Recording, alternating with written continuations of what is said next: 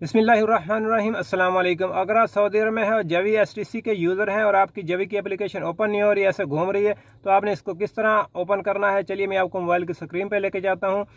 आपकी सिम नई है या पुरानी है और आप पैकेज लगा रहे हैं, आपकी एप्लीकेशन ओपन होगी तो आप पैकेज लगाएंगे। आपको बताता चलूँ कि जवी के सारे पैकेज जो हैं वो एप्लीकेशन से लगते हैं फ़िलहाल। तो आपने जवी की सिम में बैलेंस डाल लिया है और आपकी कॉल या SMS या नेट नहीं चल रहा, तो जब तक आप कोई भी जवी का पैकेज एप्लीकेशन को ओपन करके नहीं लगाएंगे आपका नेट नहीं चलेगा। तो चलिए मोबाइल की स्क्रीन पर चलते हैं और आपको दिखाता हूं कि आपने जवी की एप्लीकेशन को कैसे ओपन करना है।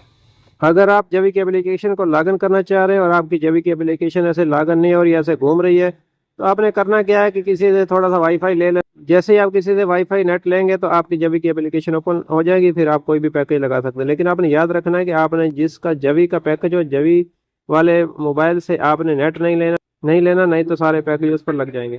तो देखें, जैसे मैंने इसको वाईफाई दिया, नेट दिया है, तो ये ओपन हो गई है। इस तरह आप इसको ओपन कर सकते हैं और कोई भी पैकेज लगा सकते हैं।